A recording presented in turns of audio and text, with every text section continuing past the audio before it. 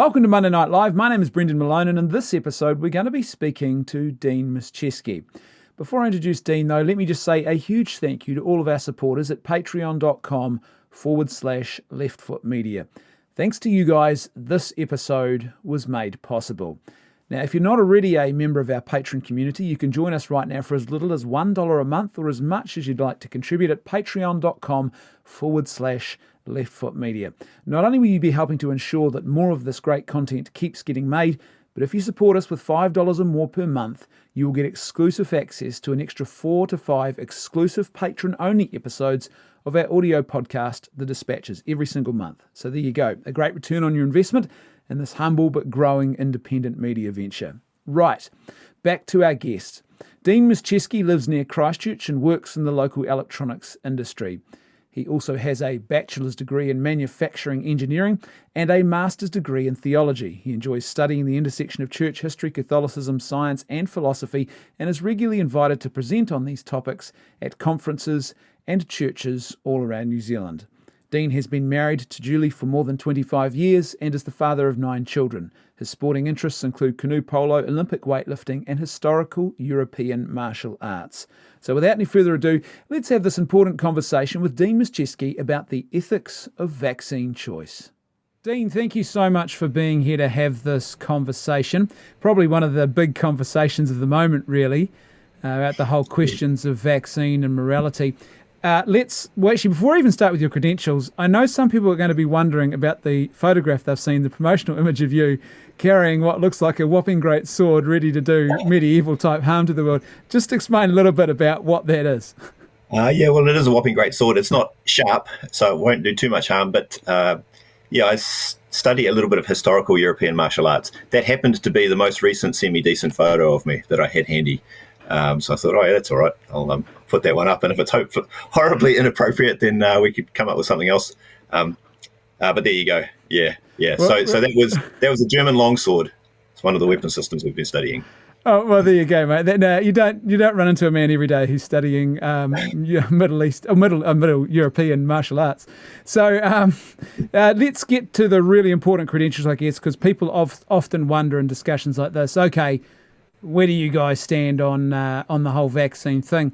Neither of us, I assume this is safe to say for both of us, neither of us are anti-vaccine, right? That's not. Well, I know I'm not anti-vaccine. I don't know about you, Brendan, but not for me either.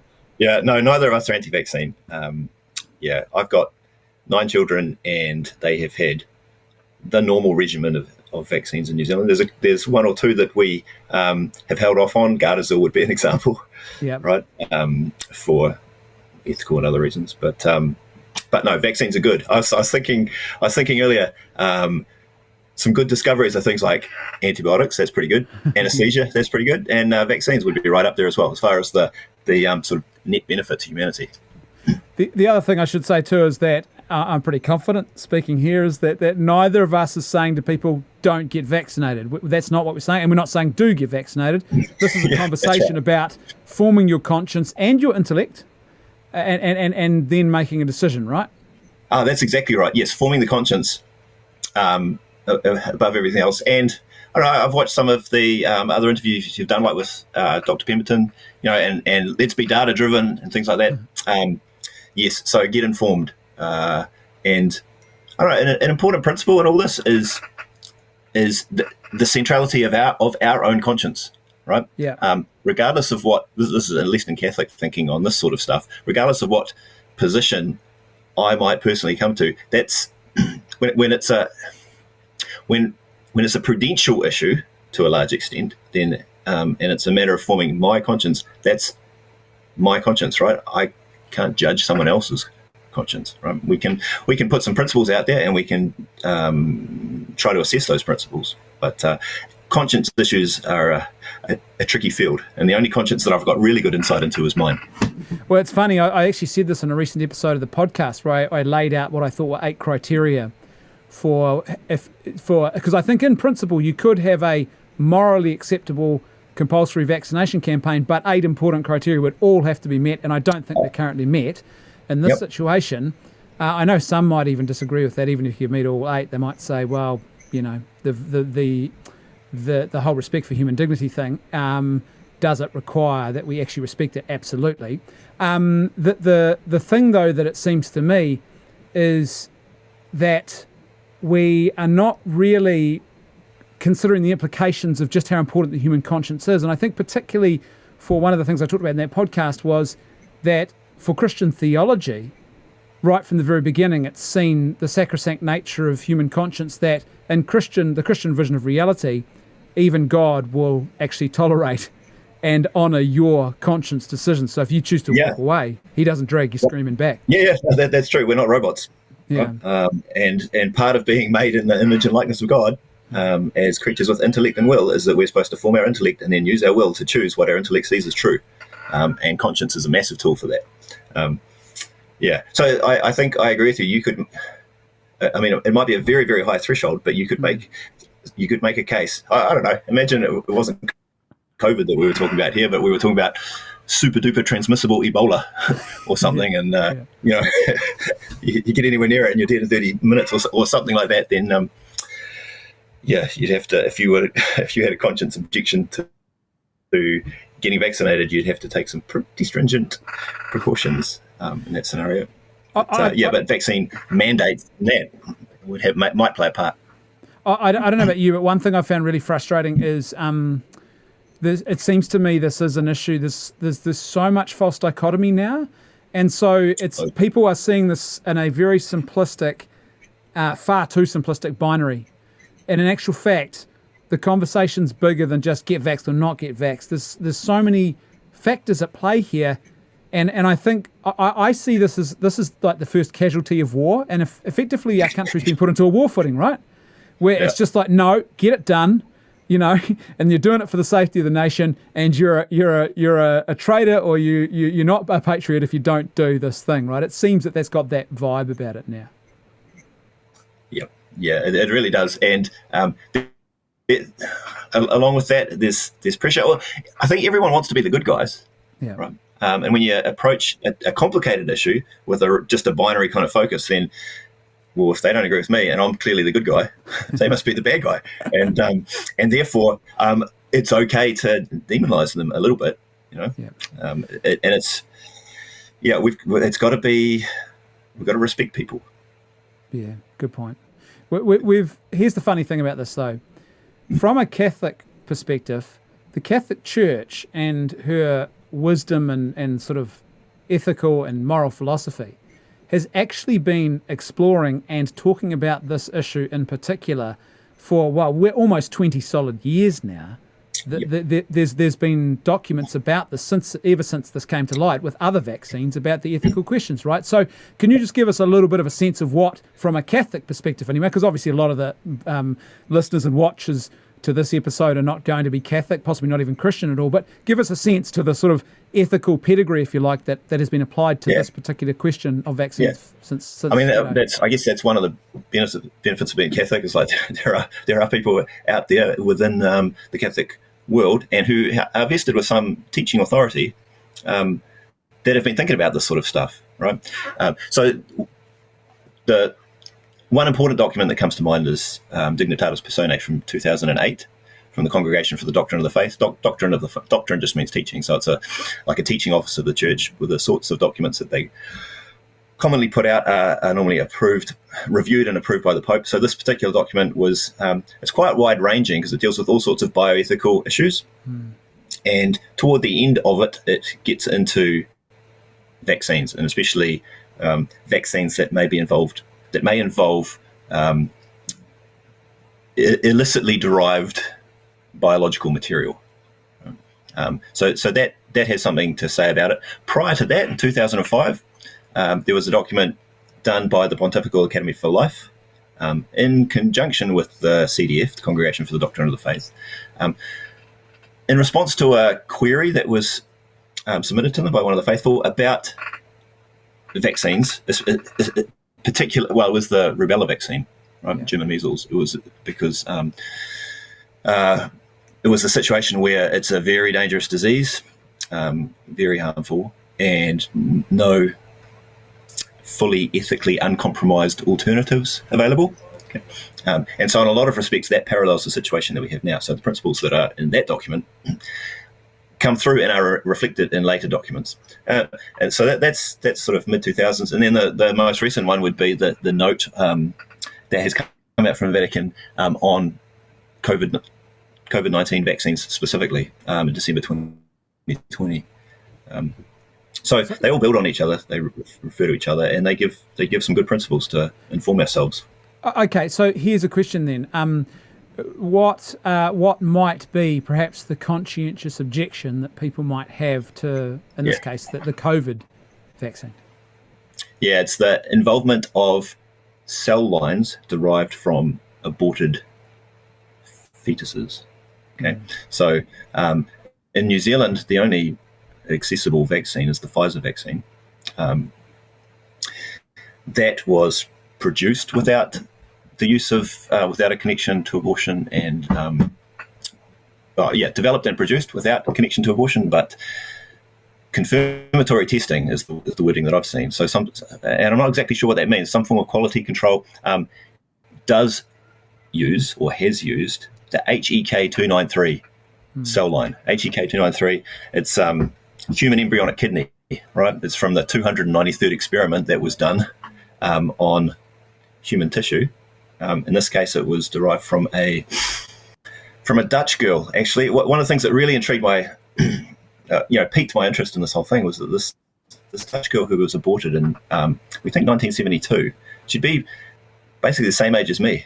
Now, if she had not been killed, she was not killed in order to develop COVID vaccines. COVID vaccines weren't around back then, but for some reason she was aborted, and medical researchers were standing by ready to use her fetal remains for medical research. Right? It wasn't like just some spontaneous, like a miscarriage or something, and then at least we can use her organs for the good of science. It was you have to be ready to go, from what I understand, right, when it comes to taking advantage of human tissue like this.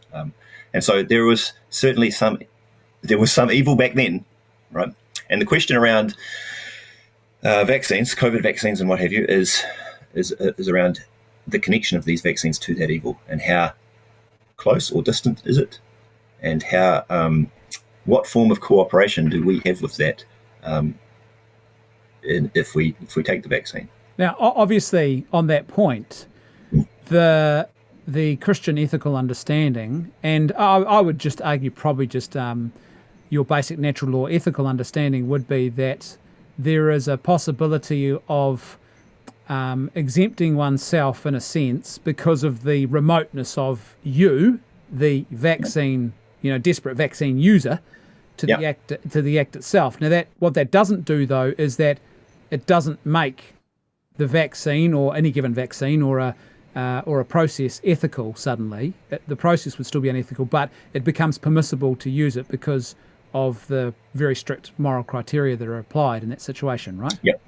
Yep, that's exactly right. So, and that's the, I mean, not that I'm an expert on it, but from what I understand, that's exactly right. And the reason I'm confident in saying that is that is the line that all these Vatican documents take, right? They've done a careful moral analysis of what's going on here, and have assessed that, yes, there was evil involved.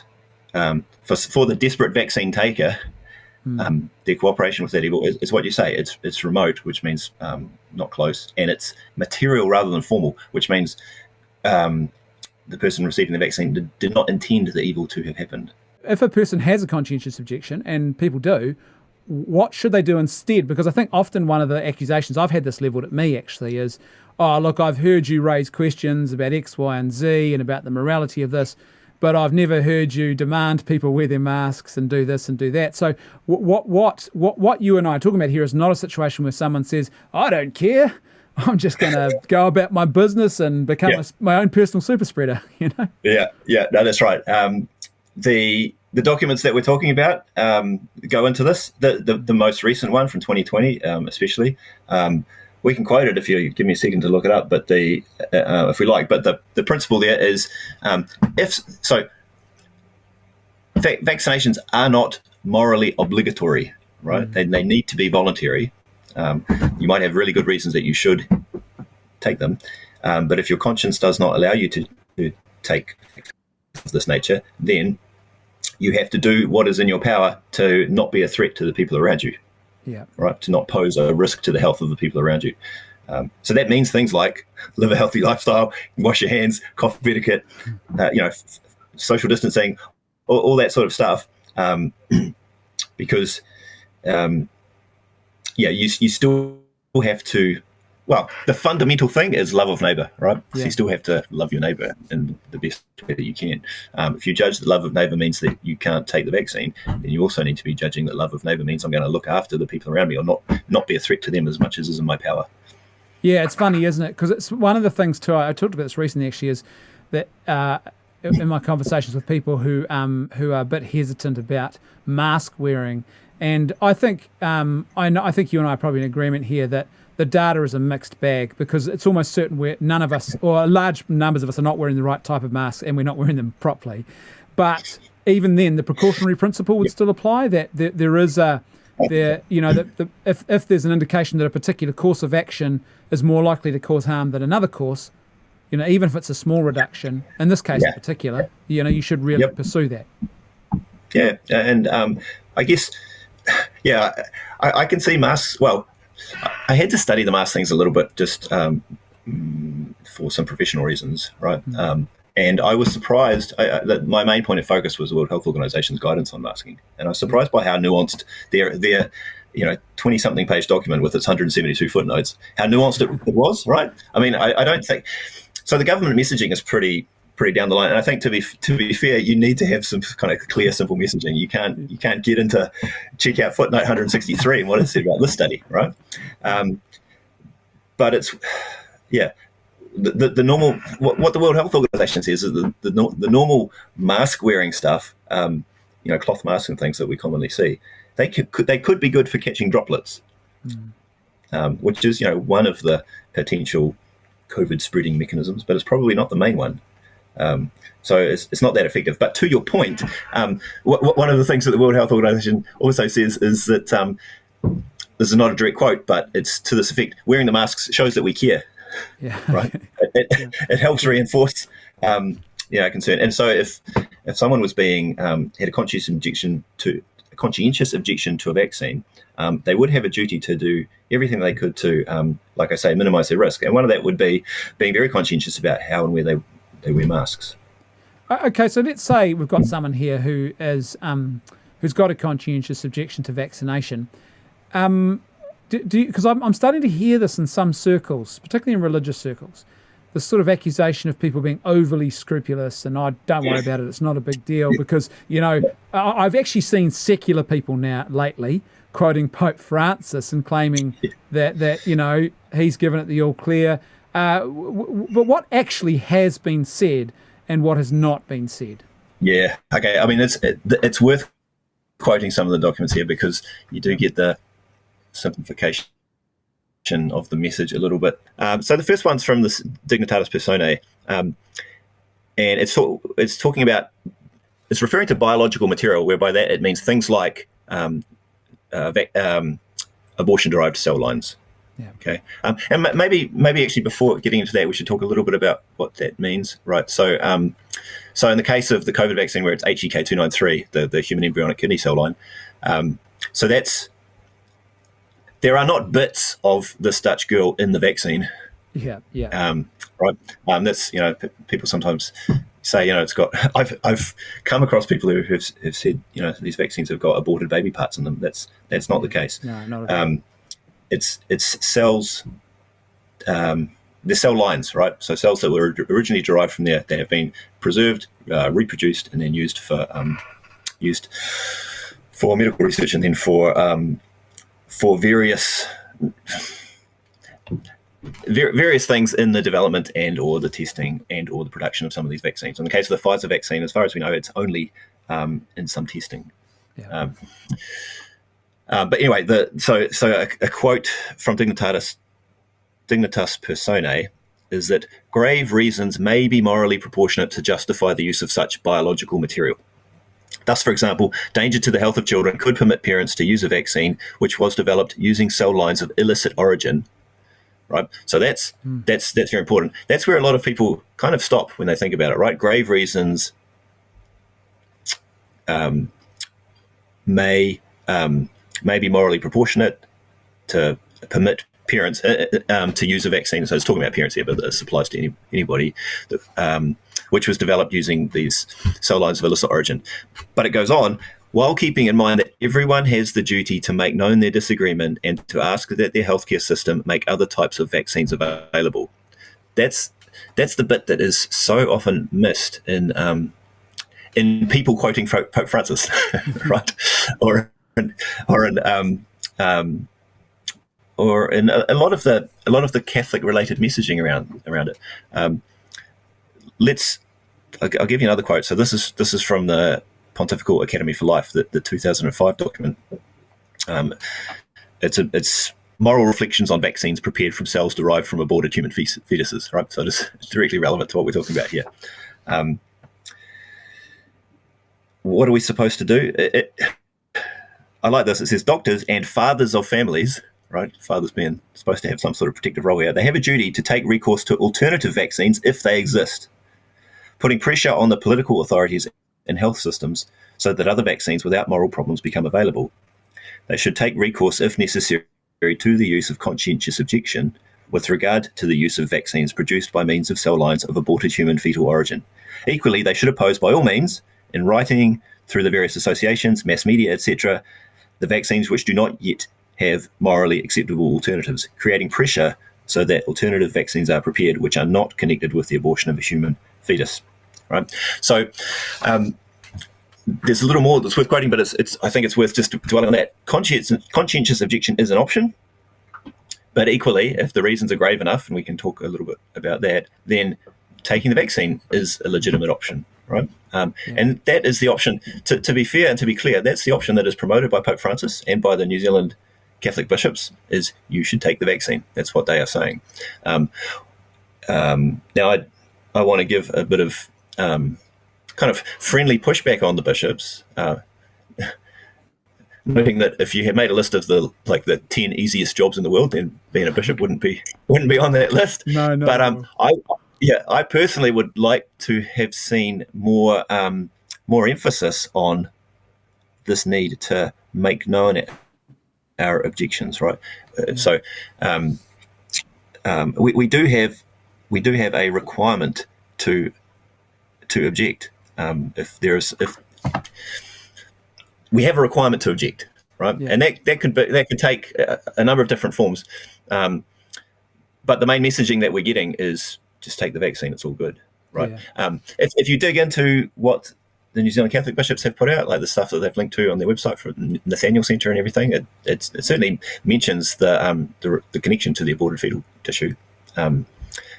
But it doesn't say as much as I personally would like to see about our duty to push back. Yeah.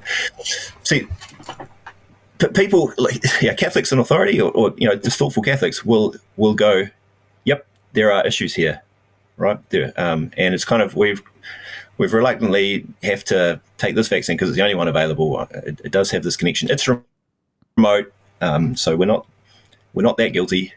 Right, and the danger of the danger proposed by COVID and the effectiveness of the vaccine are both great enough that it's proportionately worth doing it.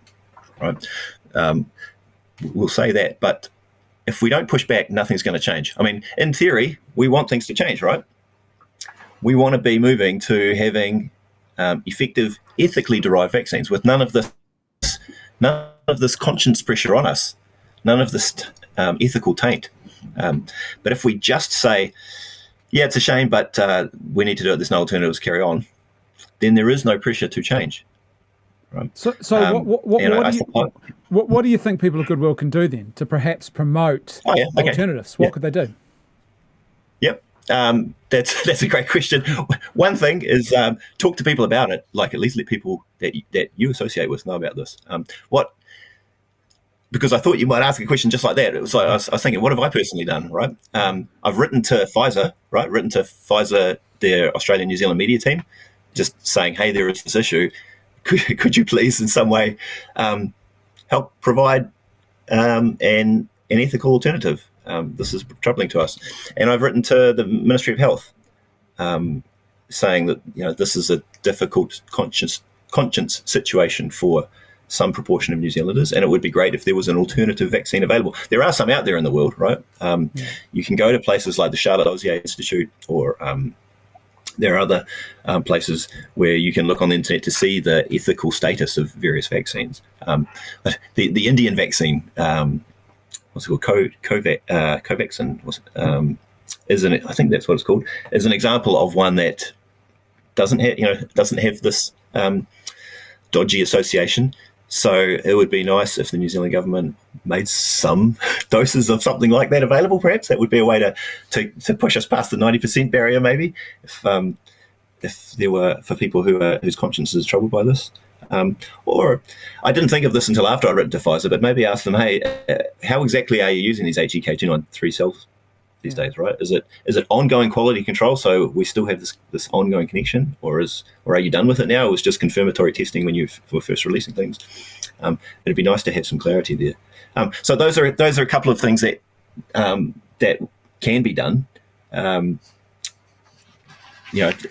fact, those are probably the two most concrete things: is pushback to the manufacturers and distributors, and pushback to the health authorities. And that's actually what these Vatican documents say we ought to do. And then beyond that, it's have the conversations with people. To me, there's a second layer here too with the ethical question, and that is the issue of it's so people often say, oh yeah, but the aborted fetal cell issue is put to bed. It's put to bed by the remote cooperation principle. But to me, there's still other questions here. So one is, and to be fair, there is a minority. They are a minority, but they are still highly qualified experts in the field of science, and this particular sort of science, who have questioned the morality of the strategy of vaccinating with this type of vaccine in the middle of a pandemic. So that's a moral question that's still attached. I think probably more pressing though is the moral question of the lack of long-term safety data. We don't have the long-term data yet because it hasn't been available long enough, and the morality of sort of pushing people towards something without even perhaps giving them a clear pathway for informed consent where they can actually know for certain and understand what that actually means before they make their choices. Yeah. So to me, there's a bit more than just, it's not that you tick one box and you're done. Like anything, there's a bit more complexity here. Yes. There's several layers of ethical concerns. The two that you mentioned there, they strike me as prudential matters. Especially there's a pandemic. We want to do something. Do we pause or do we take action? It's really difficult, right? And if you're the leader of a country, there's quite a bit of pressure on what you're going to do. I think that's where, though, it's really important to have some humility and be willing to be flexible as the data comes in. Right? Yeah, exactly. We see around the world a whole lot of kind of doubling down or not wanting to admit that the strategy might be a little bit flawed, right? So a bit of open-mindedness, I think, would go a long way. You could say that.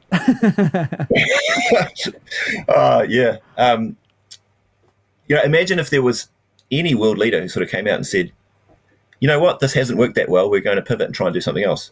Yeah. It's like, because it seems like we took our best guess at the time, and no matter what, we're sticking with it, even though there's a year and a half into it, we know a bit more now than we did then. It's tricky though. I've been, I don't know if you've been following this, but Portugal now, it seems, is the petri dish we've got to keep an eye on, because Portugal has done something that was considered impossible, and they've got 100% of their adult population vaccinated. They've run out of adults to vaccinate as of about a week ago. So they're using Pfizer as well, and they've hit that mark that people thought was statistically impossible. And what they're finding now is, number one, if you listen to their health officials, like the Minister of Health and others, they're saying we're still not sure we're out of the woods yet, and we're still worried about this next wave that could come. So all of a sudden it's like, okay, so this isn't quite the panacea. And secondly, they've been very studiously collecting data and testing blood samples. And so the latest round of blood samples from aged care facilities, and they're testing for antibodies. And the latest round they found, and they were really shocked by this, that over 1/3 of the elderly blood samples they tested, they had no visible signs of antibodies left in their blood, and that's really worrying. So there's this, it seems like that kind of stuff still factors in, right? When you're making an equation here, you don't just say, oh, well, the remote cooperation, I'm done with the aborted fetal cell issue. And then also I think, because I'd love to hear your thoughts on this, about the interplay between the vaccine protecting us from disease versus perhaps the lethality, how deadly a disease is in this case, and your age group, right? Each age group's different again. Yeah. Oh man, yeah. There's so many issues in there, and it's very hard for a non-specialist to sort it all out. I'd love to talk about that. I want to go back to one aspect about the remoteness of the cooperation with evil from this thing, because Catholic ethicists are coming down on kind of two sides on this. Some saying, yep, it's remote, that the action was done in the past, and so it is kind of done. But in some respects, it's not as remote as we might think, because what should have happened to that Dutch girl, right? Some people have given her a name, Joanna, because she's it's better to she's a person, right? It's better to have a name than something like a license plate number. Yeah. Right? She's not just AGK 293. And that's interesting there. 293, the 293rd experiment, right? I don't know if there was that many abortions, but there was that many sort of experiments before that cell line was successful in being taken forward. So there's a structural sin, at the root of all this, right? Anyway, so Joanna died. What should have happened after her remains were given to the Dutch medical researcher who took him and ran with him is she should have been reverently buried. That's what should have happened, right? Yeah. Given that the abortion was done and you can't undo it, she should have been shown some dignity and buried. We've got her kidney cells still, right? Yeah. Or derivatives of, so in some sense the remoteness isn't so remote because they're still here. People talk about them as immortalized cells. So these are Joanna's cells. In some way they're Joanna's, right? They've been replicated or immortalized. I don't know the medicalness of it, but the right thing that should happen now, arguably, is that they should be reverently buried, right? Easy to say. There's a lot of sort of dependencies on these cells for all sorts of medical things, I think. But we should be trying. We should be sort of going, yes, we should move away from this. So let's do what we can. This is like societally, we should be doing that, right? But when the people who should be leading the charge on calling for that are perceived to be saying, it's in the past, so don't worry about it. Yeah. Right. Which is the perception anyway, to a large extent. Then that can, what's going to change, right? It's been 50 years since this evil happened, or close to 50 years. What's going to change in the next 50 years if we just go, well, this special case means we just need to accept it. We have to push back. Well, you're right. I think you're right, and I think one thing that's frustrated me is having people say, "Oh yeah, here's a list of other products that use the cell line." So no, and I'm like, no. That's not how we do it. What you've just told me there is we've got a major problem that we need to address, not a minor one, right? Yeah. Yeah, that doesn't minimize the problem. That just makes it worse, right? No, exactly right. I've seen some people bring up examples for that which are just wrong, right? Aspirin, I think, was one example. I'm not an expert in it, so I don't want to comment too much. But I think your point is really on the money, right? It doesn't make it less of an issue; it makes it more of an issue. And we've heard this. I don't know if we hear this term sort of structure of sin or structural racism or structural whatever. If there was ever a structural sin, like deep in the pharmaceutical industry, most people aren't deliberately participating, and let's make sure we're clear on that. But it has to, for justice sake, it has to stop, and that means we have to push back. And the people who should be pushing back against it are us, Christians, right? And so So that's what I mean. If we feel backed into a corner of having to take the vaccine, which a lot of people do, and how justified that is to your other point that we should come back to. But if we feel backed into the corner of taking it, then at least we need to push back. And that's kind of the... and I agree with that. As you were speaking, I was thinking, well, imagine if the situation was not the human cell line derived from an abortion of an unborn human being. Imagine if it was obtained in a Nazi concentration camp experiment. How would the world be reacting right now? And I suspect there'd be a bit more of a push to actually resolve that issue. And to me, it's because I think the problem here is where a culture that has failed to recognise the humanity of the unborn. There's a big factor of that in all of this, I think. Oh yeah, it's easy to out of sight, out of mind, right? Very easy. I mean, there is. It's an interesting parallel that you draw there because there is medical data, like how to best treat hypothermia, that was derived from experiments that the Nazis did, right? And we can't just unknow that. But I guess there isn't an ongoing Nazi Holocaust right now, but there is an ongoing use, not just use of the fetal cell lines, but there's an ongoing trafficking in unborn baby parts. Right. Yeah. And there's certainly ongoing abortion.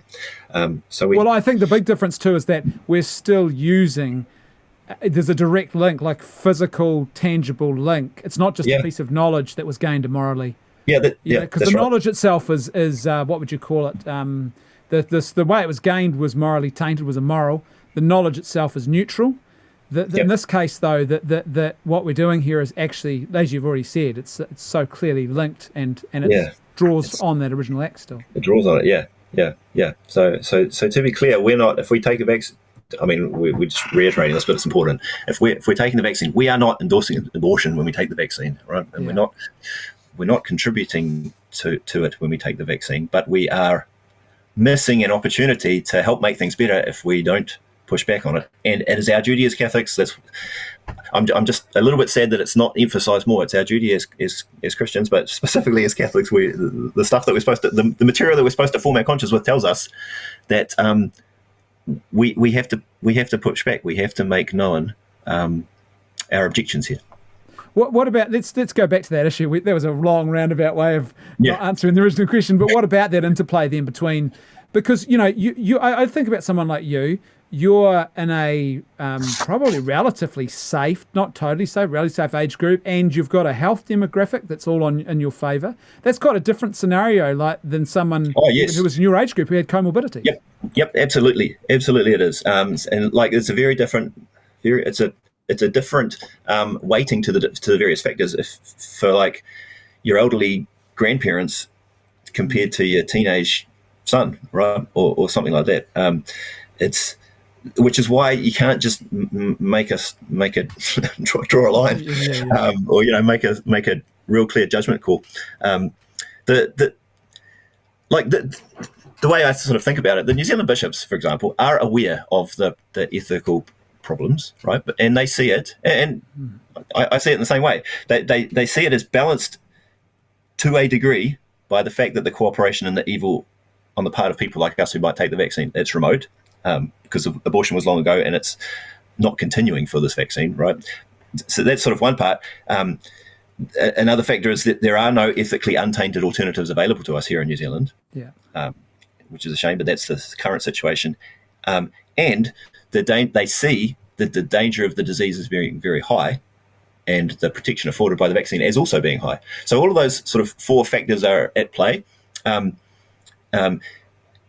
But some of them are more debatable than others, right? And to your point about demographic cohorts and everything, that plays into the danger of the disease, and the data about the efficacy of the vaccine that it also plays in there, right? If we take for granted that the vaccine that the disease is very dangerous to everyone, and we also take for granted that the vaccine is very effective for everyone, and that it is safe for everybody, then the equation's a little easier. Still not clear cut because of the connection to the evil, but a bit easier. A thing that would make the decision easier in favour of taking the vaccine is if you are sick or if you are old, right? Yeah. Or if you have comorbidities, things like that. A thing that will make the equation, maybe it's harder, depending on how you look at it, is if not so many of those factors are at play. But one thing we should all do is try and improve our chances, regardless of where we go with the vaccine sort of thing. Let's try and get healthier, right? That's such a good point, because I actually just this afternoon, we've pre-recorded this for those who are watching it now. We this afternoon, this is the day on which there was the public announcement that as early as November, New Zealand could have vaccine papers, a vaccine passport of some kind, electronic or actual tangible paper. Now, one of the things that was sort of mentioned in the article I read was that they weren't sure whether they'd be allowing unvaccinated people to enter gyms. And my first thought was, okay, well, we want them to go to a gym because we know that one of the most important comorbidities here after age is obesity. So we actually want you to get healthy. But here's the funny thing about this. Again, I see there's a sort of there's very much what would you call it? The ideology of our age, which is give me a quick technological fix to this problem, and it's a vaccine. Yeah. It's not, okay, I'll keep that and I'll actually do the hard work to make myself healthier to protect others. Yeah, I think that's an important point. Obesity, or body mass index or whatever, is right up there with the risk factors. And a number of people have missed an opportunity here. Like we had a fright with COVID a year ago, or a bit over a year ago, right?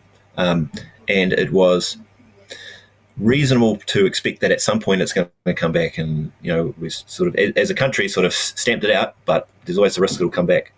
So there was a window of opportunity there. If your lifestyle was suboptimal as far as like fitness or health goes, as far as for controllable factors, then there was an opportunity there to do something about that. Okay, we still have an opportunity, right? COVID is not rampant right now. So that's my encouragement, right? If you're not quite on point with your fitness, with your diet or whatever, use that as motivation, right? COVID's going to most likely expand in New Zealand, right? There's going to be more cases of it. My own expectation is that eventually everyone will get it one way or the other. Everyone will come, of course. Right? I mean, that seems inevitable now. Yeah. So do what you can. What's in your control? Lifestyle diseases, type 2 diabetes, or just being heavier than you should be. That is, to some extent, for most people, not for everyone, but for many people, manageable. Right? You can do stuff about that. Absolutely, and I'd back that as someone who's been in the morbidly obese category in my life at 140 kgs, and then has fought hard, and of late has fought hard. I'm on a very focused, and have been for about the last couple of years, but the last 40 weeks in particular. And so, it requires effort. But here's the thing. What I've found is that once you actually start to change your habits, they do start to set in. They stick, They really do. It is, so much of this is habitual, and you realise, like, for example, I practice a bit of intermittent fasting, regularly every week, in fact. And what I've found is that it was a challenge initially, but then what happens is you find you actually get a bit more control back. And it's not, you're not constantly battling. You've just got to fight through to that point. Yep. Yeah, you do. And I mean, it's good motivation, right? It could be life and death. Yeah. But there's nothing to lose by improving your health, right? There's no downside to it. Maybe you have a bit less free time, maybe. But if you're exercising, but exercising can be fun. And maybe you'll have a bit more free money because you won't be buying so many bags of chips. Exactly. Whatever. But it's good, right? It's good, and you can. I don't know. And from a Catholic perspective, Christian perspective, right? The body's a temple. We've got to look after it. St. Paul says that physical exercise is of some value. He says it's of some value, but godliness is of value in all things, right? But he doesn't say it's of no value. and in a COVID world where it's a known risk factor to be sort of unhealthily overweight, just do what you can. Start by Googling, how do I lose weight, right? And you might get some insight into how much sugar is in your diet or something like that. And then just start some gentle exercise and ramp it up from there. It's plenty of resources. So, are you worried about, because actually today was the day where we heard a lot more about this vaccine mandate?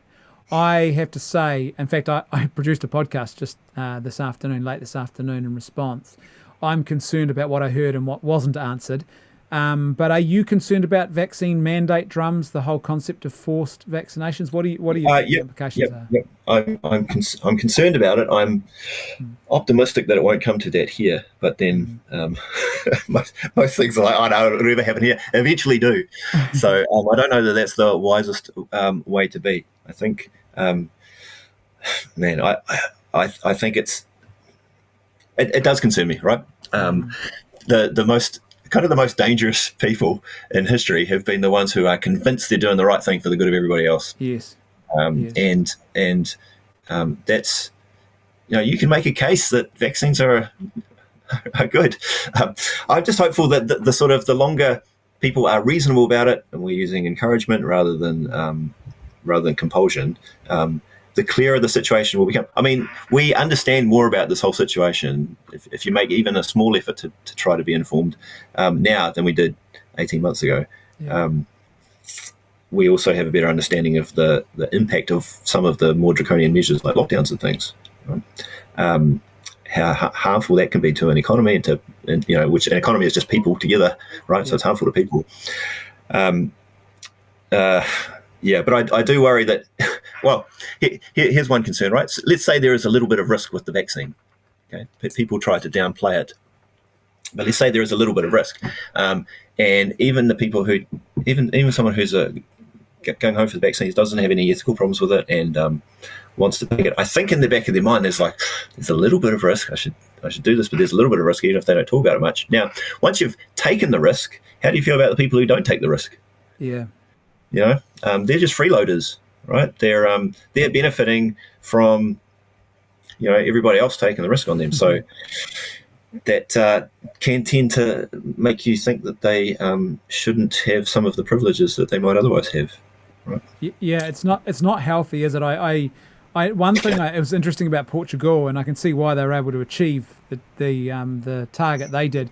They actually got an ex-submarine commander or captain, I'm not sure what the correct term is there, but an ex-submariner, he became, because it wasn't working with doctors and politicians, so he became the front man, and every night he'd get on TV and deliberately dressed in military fatigues. Right. And he promoted this whole mentality of they're at war. Now, of course, what happens is, with, Alexander Solzhenitsyn warned about this. He said, when you have a foreign war, it's a justification for domestic tyranny. And so what happened was at one point the concerns were raised about the risk of vaccines and blood clotting. And apparently he got on TV and he said, well, here's the deal. If you go down one path, there's a sniper who's going to kill 1 in every 500, that's COVID. You go down the other path, he'll kill 1 in every, I think it was 500,000 was the figure he used. So take your pick.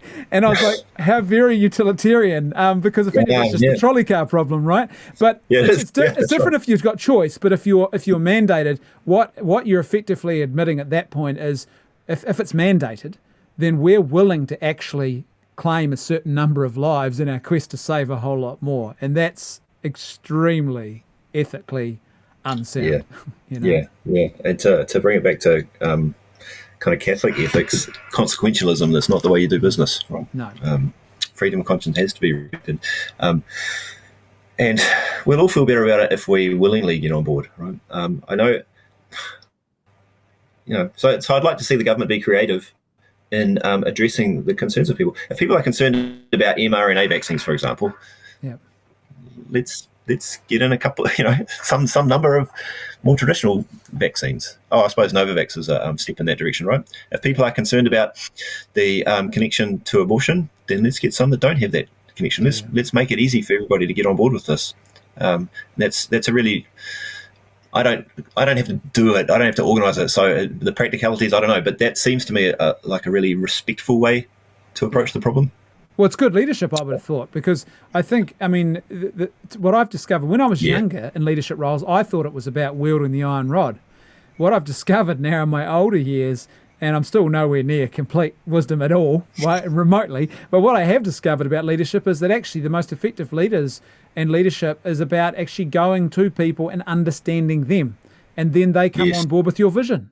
But if you try and impose it on them, they're not going to have a bar of it. Yep. Yep, absolutely. And you don't even necessarily need to get agreement, but if you can really demonstrate that you're listening, that you've made a good faith attempt to address people's concerns, then you can get a bit further. And it's that would be kindness, right? Yeah. We want the supposed to be kind. That's one way of doing it. Have you seen some of the sort of vaccination, the kind of propaganda? That's a pejorative term, but some of the posters that are out there. The one that has caught my eye is, in the light of the sort of divisiveness that this issue is leading. It is. You see it now, and I think it will get worse before it gets better. The divisiveness around those who are reluctant to have vaccines and those who are all for it. One of the posters is, the vaccines will bring us together. Right? Which is, gosh. In one sense that's true, but man. That is just, it's so, I find a lot of that stuff now, even when it's maybe they're not proposing anything unjust or wrong, I find so much of that stuff just so vacuous and superficial, and it's the manipulation is what gets me, is because it's like you're still manipulating a person into it. Let's have conversations, because I firmly believe if the vaccine plays out the way it should, if we just have a little bit of patience, it gets to a point where the majority of people are going to go, oh yeah, okay, it's all good. If it works out. If it doesn't work out, they'll be going, glad I didn't do that. Yes, that's exactly right. I mean, that is why vaccines normally have long trial periods, right? There seems to, I don't know, you can make arguments about, this is an emergency, but that's a prudential assessment of how bad is this thing really. I mean, I think it's bad, and so I don't want to dismiss that.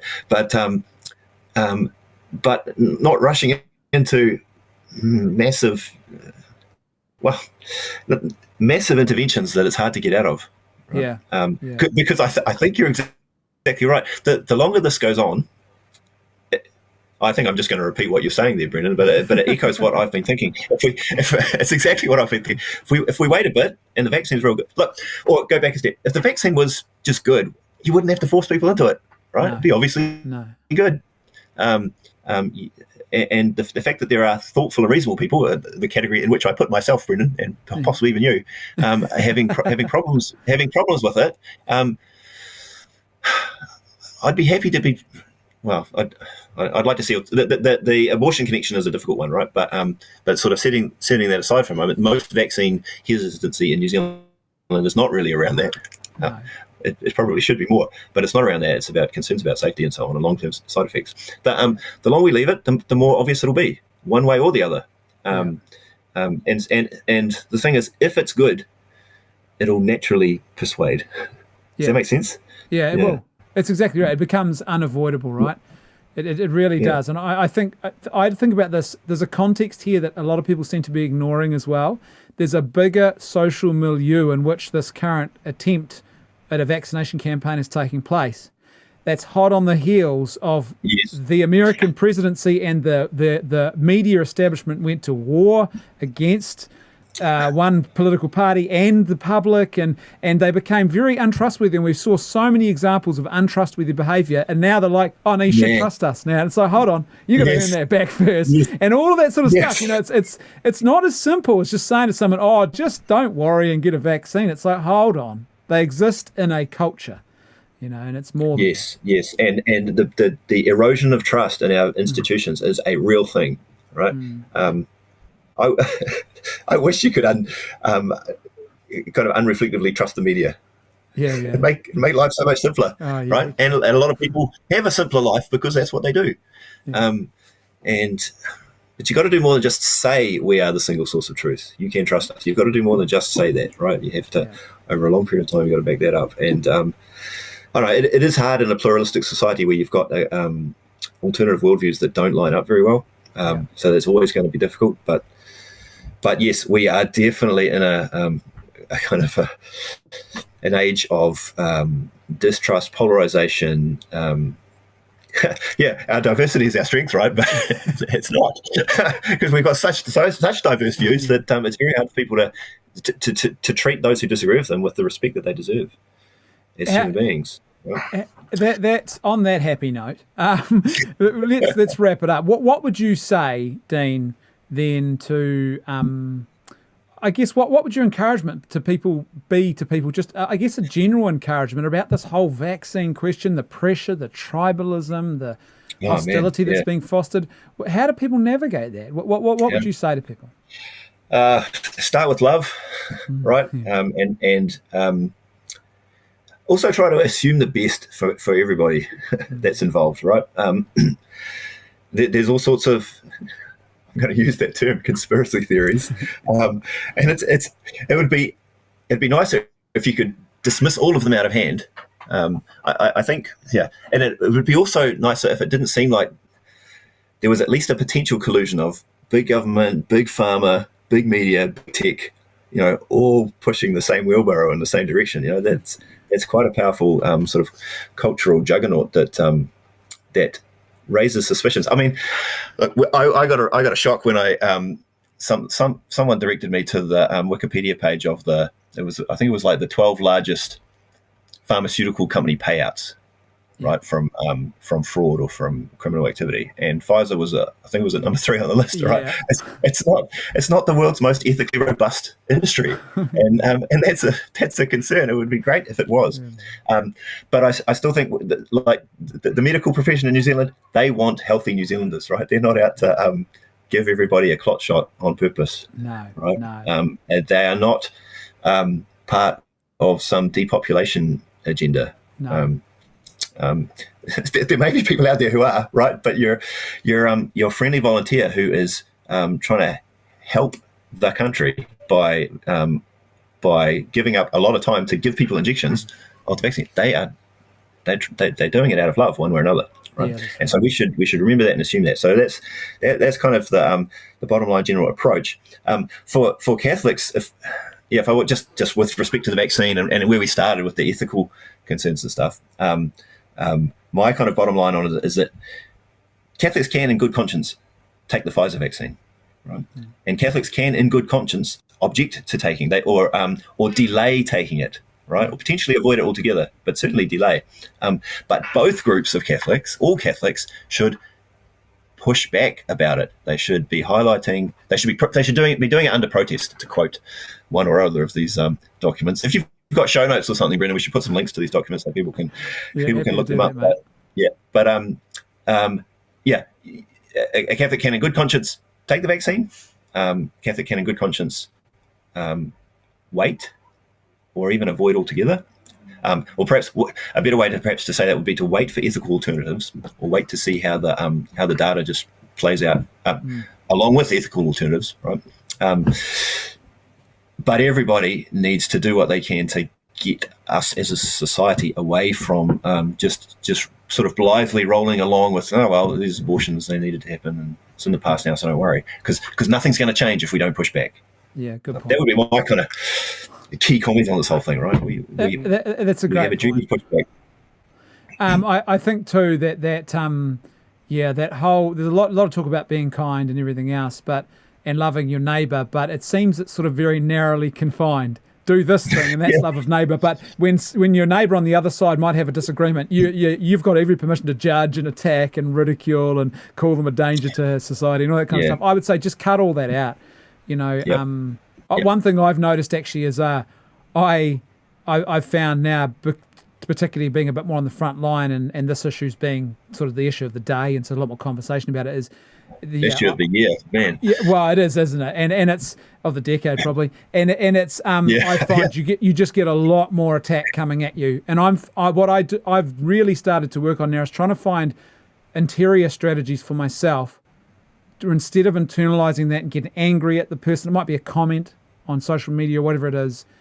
I try and find a way to think good of that person, to say a quick little prayer for their well-being, like genuine, and then what I found is all of a sudden the weight goes off. You don't have to own it. I don't get too hostile. I don't get stuck in long debates and stuff. I just, say my piece and do my best to live in the truth, Yeah. Yep. Yeah. There's always going to be someone wrong on the internet, right? Commonly me. Hey, yeah. one point I would say is... Yeah, that's right. Sometimes it's me, right? That's important. Well, often that's it's important. Me. One thing I would say is your point about, you talked about that distinction for Catholics, is I would say that the beauty of what Catholicism does is it presents, a natural law ethic on these things. And so any person of goodwill who's willing to engage with the issues, I think, regardless of whether you've got, you're a Protestant, you're a Muslim, you've got no faith tradition whatsoever, you could come to these ethical principles and say, yep, that is absolutely consistent, and it makes sense when I put the good of the human person and the good of love for other as my primary goal. These principles all make sense, right? Yeah, that's on the money. I mean, and as Catholic, we're not the only people trying to make sense of this, right? So certainly other, no, some groups are like, they don't care. They're just all on board the vaccine train. Don't worry. But there are church communities throughout the country who are coming to grips with this, and I know personally I've been able to pass on some of some of these very documents we've been talking about, which reflect good natural law-based thinking about this sort of stuff to non-Catholic Christians who will take that on board as they're sort of formulating their own response. I mean, it's a challenging time. There's no doubt about that. On that note, Dean, I'm just going to say thank you so much for being here. It's just, I've enjoyed our conversation. I think it's good, and I think this is more of what we need, right? More conversations. So, a huge thank you. Yeah, man. It's great to do it, and great for the sort of conversation is really good. One of the things we're supposed to do is form our conscience, right? And you can't, that sort of dialectic, let's test some ideas with other people in a friendly and respectful way. I mean, it may be we might be agreeing with each other too much, so it might not be the fastest way to do that. But thinking through why we hold the positions that we do, and how we can articulate them, it's valuable for all of us. We could all be better at it. When we wake,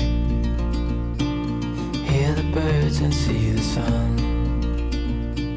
Side by side, our fears are done. Oh, the good times just begun.